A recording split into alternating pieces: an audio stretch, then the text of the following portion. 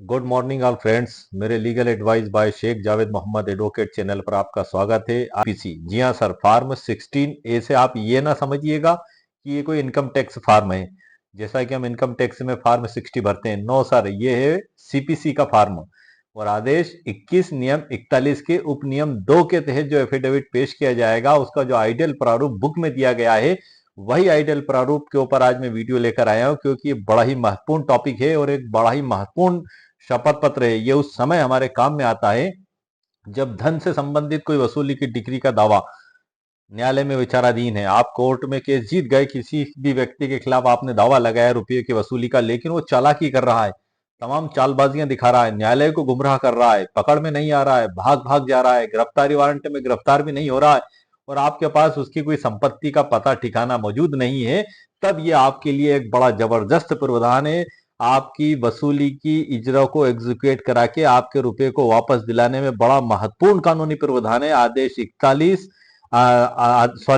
21 नियम 41 का उपनियम 2। जी हाँ सर, मैं आपको आगे बढ़ने से पहले शॉर्ट में बता दूं, जब भी हम अदालत में कोई दावा लगाते हैं और जब हम केस जीत जाते हैं, तब उसके बाद हमें अदालत में एग्जीक्यूशन एप्लीकेशन पेश करना होती है, जो आदेश 21 नियम 11 के तहत सिविल प्रक्रिया संहिता 1908 के तहत कोर्ट में पेश की जाती है। जब ये कोर्ट में विचाराधीन रहती है और ऐसी स्थिति बनती है कि सामने वाला जो मदयून है या निर्णित ऋणी है, वो चालबाजियां दिखा रहा है और पैसे नहीं दे रहा है और आप परेशान हैं, तब ये आपके लिए एक बड़ा जबरदस्त महत्वपूर्ण कानूनी प्रावधान में लेकर आया हूं, जिसका उपयोग करके आप आपके रुपयों की वसूली को आसानी से कर सकते हैं। इसमें आप न्यायालय से निवेदन करेंगे। सबसे पहला इसमें आदेश 21 नियम 41 के उपनियम 1 में बताया गया है कि उसकी मौखिक परीक्षा की जाए या उसको सूचना दी जाए, तो न्यायालय उसको बहियों और दस्तावेजों को लेकर भी उपस्थित करने का आदेश कर सकता है। यह आदेश 41 नियम 1 में बताया गया। और आदेश 21 नियम 41 के उपनियम 1 में बताया गया, और आदेश 21 के उपनियम 41 के उपनियम 2 में बताया गया है कि आप न्यायालय से निवेदन करते हैं कि माननीय न्यायालय, इससे एफिडेविट पर इसकी प्रॉपर्टी को डिस्क्लोज करवाया जाए, डिस्क्लोजर करवाया जाए, मतलब प्रकट करवाया जाए इसकी प्रॉपर्टी को। तब ऐसी दशा में उसको न्यायालय के समक्ष वो देना ही होगी। अगर वो उसमें आनाकानी करता है, वो न्यायालय के आदेश होने के बाद भी उसकी अवज्ञा करता है, तो आदेश 21 के उपनियम 41 के उपनियम 3 में 3 माह के सिविल कारागार का प्रावधान दिया गया है। यहां सर वो बच नहीं सकता, उसको न्यायालय के द्वारा 3 माह का सिविल कारागार कर दिया जाएगा और तब तक वो जेल में रहेगा। इस 3 महीने में अगर वो पहले वो या तो शपथ पत्र देता है, राशि चुका देता है और न्यायालय का आदेश होता है, तभी वो जेल से बाहर आ पाएगा, और न पूरे 3 माह तक वो जेल में रहेगा। और इस 3 माह की अवधि में भी कोई पैसे से वो बरी या मुक्त नहीं हो जाएगा। फिर आगे कार्रवाई होगी। और यदि वो न्यायालय में झूठा शपथ पत्र पेश करता है, तो आप जानते हैं 192 193 भारतीय दंड संहिता 1860 में 7 साल की सजा का प्रावधान है सर। वो कितनी चालाकी कर ले, वो बच नहीं सकता। इस पे मैंने एक स्पेशल वीडियो बनाया जो मेरे चैनल पर अपलोडेड है, अभी कल ही अपलोड किया था मैंने सर, कि सावधान संपत्ति का ब्यौरा नहीं दिया तो जाना पड़ेगा 3 महीने तक जेल, सीपीसी रूल 41। इस पे कल ही मैंने वीडियो भी अपलोड किया और ई बुक भी अपलोड की है। ई बुक उसी वीडियो के नीचे डिस्क्रिप्शन बॉक्स में मेरे द्वारा दे दी गई है, और ये जो मैं वीडियो बना रहा हूँ इसका भी ई बुक पीडीएफ मेरे द्वारा तैयार किया गया है। उसकी लिंक भी इस वीडियो के नीचे डिस्क्रिप्शन बॉक्स में मेरे द्वारा दे दी गई है। और आज के वीडियो में हम जिन महत्वपूर्ण टॉपिकों पर चर्चा करेंगे, उनमें सबसे पहला है सर जो है कि एफिडेविट ड्राफ्ट, जो बुक में दिया गया है सर। आप देख रहे हैं ये बुक में, ये मैंने इसमें लेके बैठा हूं मैं आपके लिए। ये सिविल प्रक्रिया संहिता 1908 है, और इसमें जो प्रारूप दिया गया है, ये अक्सर लोगों को सर इसकी जानकारी होती ही नहीं है, और ना ही पूरे यूट्यूब पे इस प्रकार का मुझे वीडियो सर्च करने पे मिला। कोई वीडियो नहीं मिला। मैंने सर्च करा था इस टॉपिक पे कि कभी मुझे इस टॉपिक पे कोई वीडियो मिल जाए, कोई वीडियो नहीं मिला। ये फार्म 60 पे जब मैंने यूट्यूब पे सर्च किया, तो वहां पे वो इनकम टैक्स में जो फार्म 60 भरा हुआ आता है, सभी वही आया। और कहीं भी ये सीपीसी का जो रूल 41 है, इसके उपनियम 2 के तहत जो ड्राफ्ट दी गई है जो बुक में, ये कहीं भी सर नहीं हुई। तो इसलिए मेरे द्वारा एक आइडियल ड्राफ्ट भी आपके लिए तैयार की गई है, रेडीमेड ड्राफ्ट, कि यदि आपको आवश्यकता पड़े तो आप उसको लेकर अपने सुंदर अक्षरों में हाथ से भर के भी कोर्ट में पेश कर सकते हैं। आपकी टाइपिंग का समय भी सर उसमें बच जाएगा, क्योंकि अक्सर टाइपिंग हम कराने जाते हैं तो हमें आधा घंटा पौन घंटा लगना मामूली बात होती है, उनके पास अतिरिक्त वर्क भी रहता है। ये सब चीजें हम बाद में डिस्कस करेंगे। और आपके तुरंत समस्या के निराकरण के लिए मैंने इसको कैसे भरा जाएगा, इसमें जो हम आगे देखेंगे, एक तो आवेदन पत्र का ड्राफ्ट, जिसके साथ फॉर्म 16A लगाया जाएगा। आवेदन पत्र भी देना होगा सर। उस आवेदन पत्र की ड्राफ्ट क्या होगी वो भी मैंने ई बुक पीडीएफ के अंदर आपके लिए तैयार करके रखी है। इसी प्रकार से किसके द्वारा भरा जाएगा ये फॉर्म, इसे भरने का तरीका क्या है और किसके समक्ष भरा और तस्दीक कराया जाएगा, क्या सावधानियां रखें, और फॉर्म 60 का भरने की चेक लिस्ट, ये सब मैंने ई बुक पीडीएफ के अंदर दी है। और आदेश 21 रूल 41 के उपनियम 1, 2, 3 इसकी पूरी परिभाषा को भी सरल शब्दों में मैंने ई बुक पीडीएफ के अंदर समझाया है और सरल उदाहरणों के साथ मैंने उसमें जानकारी दी है। तो आइए सर अब हम आगे की जानकारी मैं आपको ई बुक पीडीएफ के अंदर से देता हूं, जहां मैंने महत्वपूर्ण जानकारी आपके लिए तैयार करके रखी। आइए सर, लेट्स गो। 21 नियम 41 निर्णित ऋणी की संपत्ति के बारे में उसकी परीक्षा, ये वो मूल बेसिक धारा है सर, जिसके अंदर 41(2) में ये शपथ पत्र का बताया गया है। तो शपथ पत्र का प्रारूप क्या होगा, वो यही प्रारूप है जो बुक में दिया गया है सिविल प्रक्रिया संहिता 1908 में। वही प्रारूप मैंने इसी में लिखा हुआ है sir, word to word copy paste भी किया है इसमें। और ये दो लिंक आपको दिखाई देंगी सर इसमें वीडियो के नीचे। एक तो ये जो ई बुक पीडीएफ है जिसमें पूरी डिटेल जानकारी दी गई है सर्वोच्च न्यायालय के फैसले और भी पूरे सरल उदाहरणों के साथ, ई बुक के लिए भी लिंक दिखाई देगी और स्पेशली पीडीएफ की लिंक की भी आपको दिखाई देगी। यदि आपको आवश्यकता पड़ती है तो आप वहां से उस पीडीएफ को भी निकाल कर सुंदर अक्षरों में हाथ से भरकर भी कोर्ट में पेश कर सकते हैं या करवा सकते हैं। यदि आप डिक्रीधारी हैं और निर्णित ऋणी को फॉर्म नहीं मिल रहा है तो आप ही उसको दे सकते हैं न्यायालय में, क्योंकि फायदा आपका है, इसलिए आप ही उसको निकाल कर दे सकते हैं कि ये फॉर्म सर ये है इसका प्रारूप, अगर उसको नहीं मिलता है तो। आइए सर हम आगे बढ़ते हैं इसमें। शॉर्ट में मैं बता देता हूँ, डिक्री धन के संदाय के लिए ये आदेश 21 नियम 41 में है, ये उपनियम 1 में। तो वहां डिक्रीदार न्यायालय से इस आदेश के लिए आवेदन कर सकता है। क्या, नंबर 1, निर्णित ऋणी की अथवा उस दशा में जिसमें निर्णित ऋणी निगम हो तो उसके अधिकारी की अथवा किसी भी अन्य व्यक्ति की मौखिक परीक्षा की जाए। और क्या ऋणी को कोई ऋण शोध है तो कौन से हैं। क्या ऋणी ऐसी कोई अन्य संपत्ति या साधन है जिनसे डिक्री की तुष्टि की जा सकती है और कौन से हैं। और न्यायालय ऐसे ऋणी या अधिकारी या व्यक्ति की हाजिरी और उसकी परीक्षा के लिए किन्हीं बहियों या दस्तावेजों के पेश किए जाने के लिए आदेश कर सकेगा। ये हो गया सर 41(1) शॉर्ट में।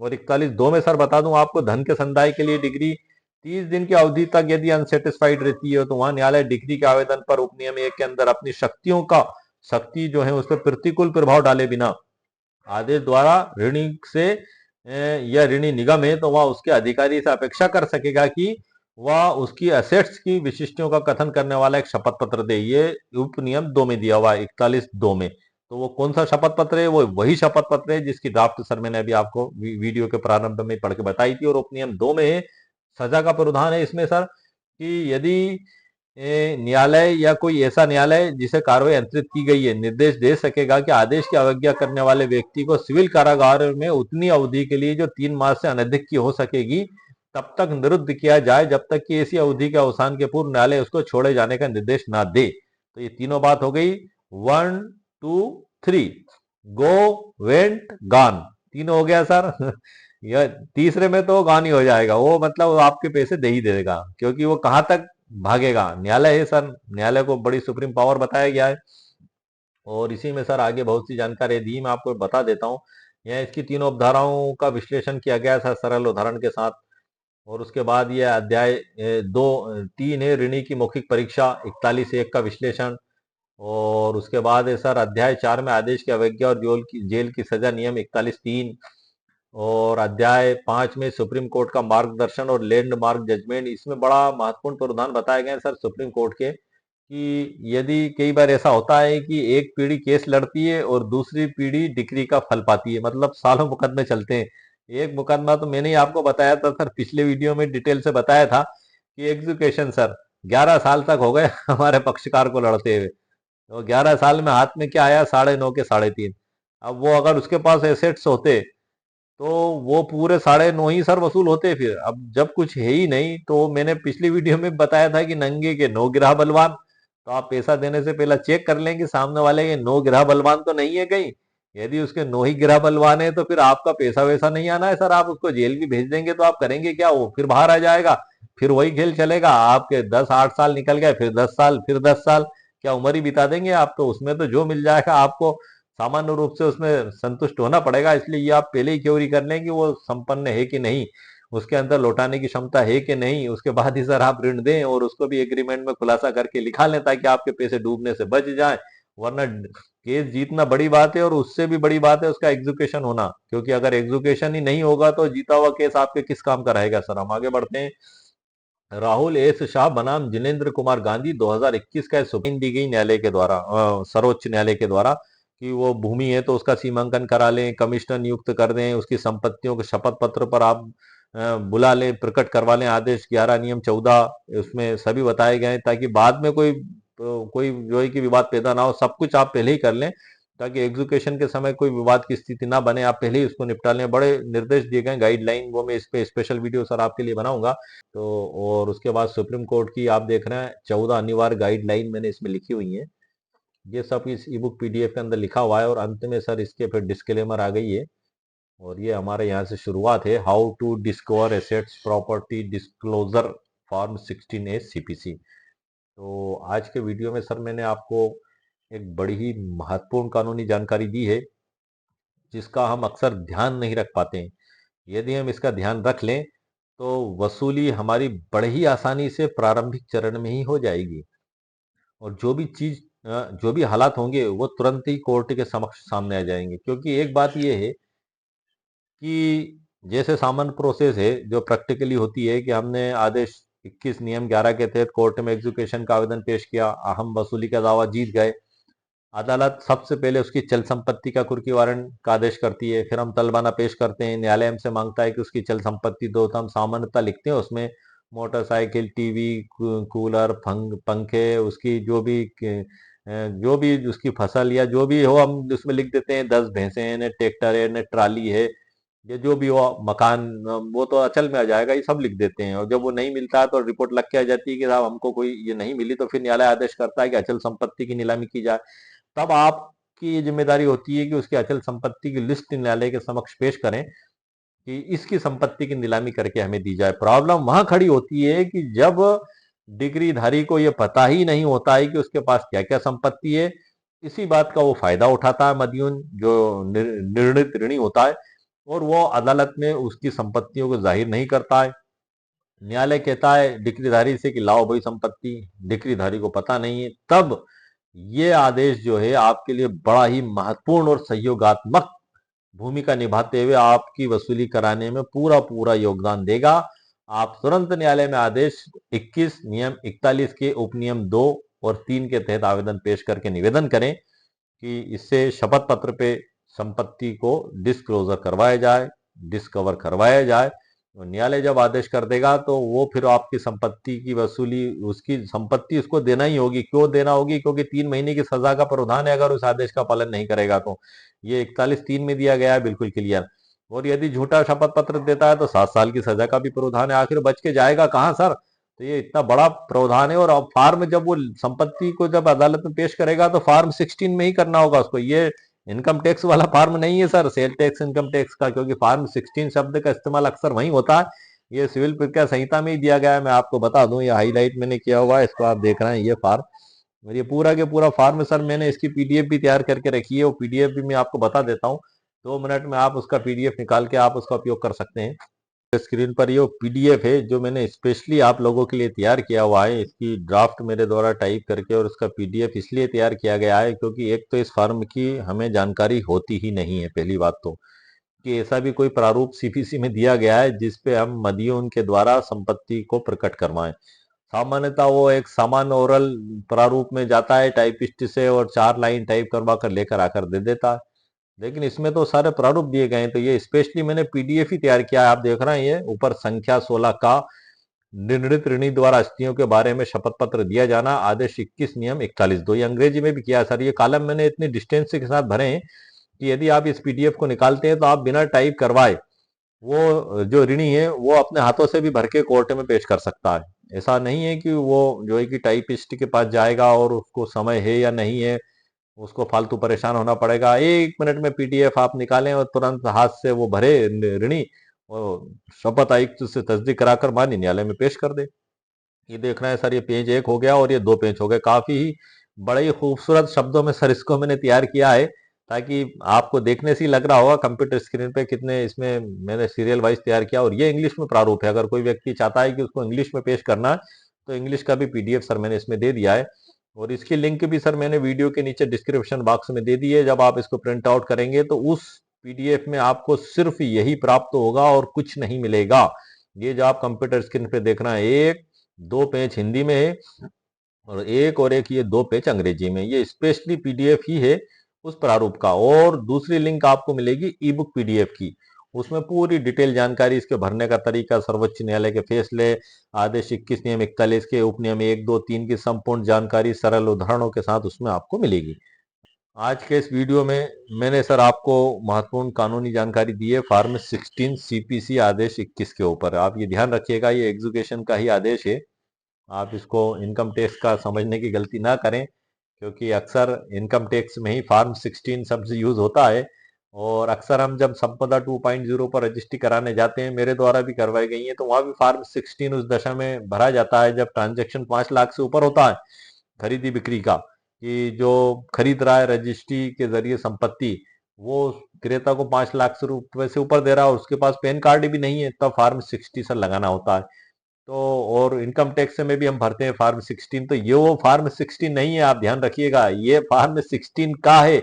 सीपीसी के आदेश 41 सॉरी आदेश 21 नियम 41 के उपनियम 2 के तहत जो एफिडेविट पेश किया जाएगा, ये उसका प्रारूप है सर। स्पेशली ये एक बड़ा ही महत्वपूर्ण कानूनी प्रावधान है जो आपकी संपत्ति की वसूली कराने में बड़ा ही महत्वपूर्ण भूमिका निभाता है। तो आज के इस वीडियो में सर मैंने आपको इस टॉपिक पे मुकम्मल कानूनी जानकारियां दे दी हैं, और ई बुक पीडीएफ की लिंक भी इस वीडियो के नीचे डिस्क्रिप्शन बॉक्स में मौजूद है, और वो जो फार्म है उस पीडीएफ की लिंक भी डिस्क्रिप्शन बॉक्स में मौजूद है। आपका घंटों का काम मिनटों में हो जाएगा, मिनटों में भी नहीं, 1 मिनट में हो जाएगा। आप ई बुक जाएं और पीडीएफ पे क्लिक करें, भुगतान करें। आप जैसे ही भुगतान करेंगे तो उसकी आपको डाउनलोड होकर आपके ईमेल पर मिल जाएगा, आप उसके प्रिंट आउट निकाल लें। आपको टाइप की भी समय बचेगा, सब कुछ आपका बचेगा, और प्रारूप भी आपको आसानी से मिल जाएगा। तो इस ई बुक पीडीएफ की लिंक जो मैंने जो जानकारी आपको दी, इसी वीडियो के नीचे डिस्क्रिप्शन बॉक्स में मेरे द्वारा दे दी गई है। 199 रुपीज कीमत सर मेरे द्वारा रखी गई ई बुक पीडीएफ की। यदि आपको आवश्यकता महसूस हो तो आप उसको खरीद सकते हैं। मैंने ई बुक पीडीएफ के अंदर से ही जानकारी इसलिए दी है कि खरीदने से पहले आपको पता लग जाए। परिचित भी मैंने इसीलिए कराया है कि आखिर इस ई बुक पीडीएफ में क्या लिखा हुआ है। ये देखने सुनने समझने के बाद यदि आपको ऐसा लगता है कि आपके लिए उपयोगी है और आपके काम आ सकती है, तभी इसको सर आप परचेस करें।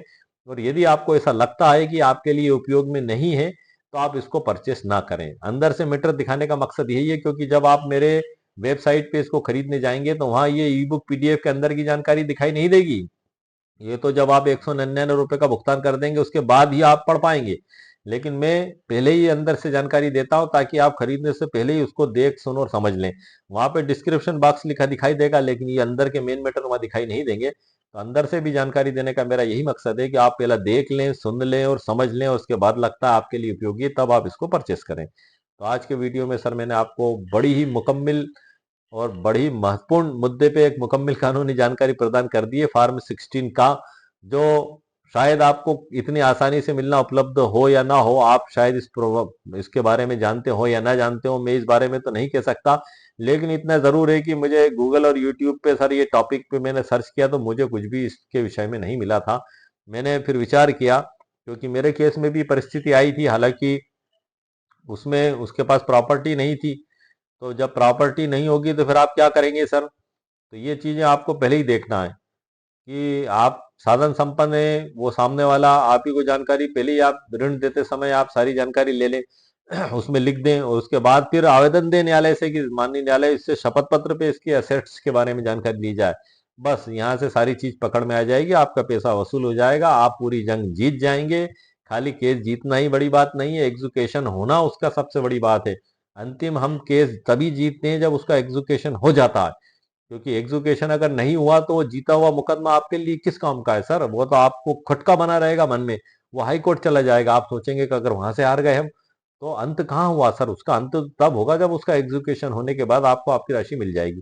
तो धन के वसूली की बातों में ये बड़ा ही महत्वपूर्ण कानूनी प्रावधान दिया गया है आदेश 21 नियम 41 के उपनियम 1 2 और 3, गो वेंट और गान। यदि आपने इसको उपयोग कर लिया तो गो वेंट गान हो जाएगा वो सामने वाला, और पैसे दे देगा, और आप केस संपूर्ण रूप से जीत जाएंगे, आपकी परेशानियों का निराकरण हो जाएगा। तो आज के वीडियो में मैंने एक जानकारी देने की कोशिश की है। ये जो ई बुक पीडीएफ है, इसका उपयोग आप के स्वयं के उपयोग के लिए आप इसे किसी कोर्ट कचहरी में पेश नहीं कर सकते। ये एक पीडीएफ मात्र है। इसके अंदर जो कानूनी जानकारियां दी गई हैं वो कानूनी जानकारी आप कोर्ट में जज साहब को बता सकते हैं, बुक को, मेन बुक को पेश कर सकते हैं। ये ई बुक आपके स्वयं के उपयोग के लिए है सर। ये मैं विभिन्न कानूनों का संग्रह एक जगह करता हूँ। इसको प्रॉब्लम सॉल्यूशन ई बुक कहा जाता है मेरे द्वारा, ताकि एक आम व्यक्ति की समस्या को सॉल्व कर सके, क्योंकि सभी जानकारी आपको एक प्लेटफॉर्म पर मिलना नामुमकिन है सर। सरल उदाहरण, सर्वोच्च न्यायालय के फैसले, बुक में दी गई परिभाषा, उसकी सरल व्याख्या, और ये प्रारूप, प्रारूप के भरने के तरीके, ये पूरी डिटेल जानकारी आपको मिलना पॉसिबल नहीं है सर। ये मेरे द्वारा आपके लिए स्पेशली तौर पे आपकी प्रॉब्लम को सॉल्व करने के लिए तैयार की जाती है बुक पीडीएफ, और इसकी लिंक मेरे वीडियो के नीचे डिस्क्रिप्शन बॉक्स में मेरे द्वारा दे दी गई है। तो उम्मीद है सर आपको मेरा वीडियो पसंद आया होगा। मेरे वीडियो को आप लाइक भी करें, शेयर भी करें, सब्सक्राइब भी करें। ओके, शुक्रिया, थैंक यू सर।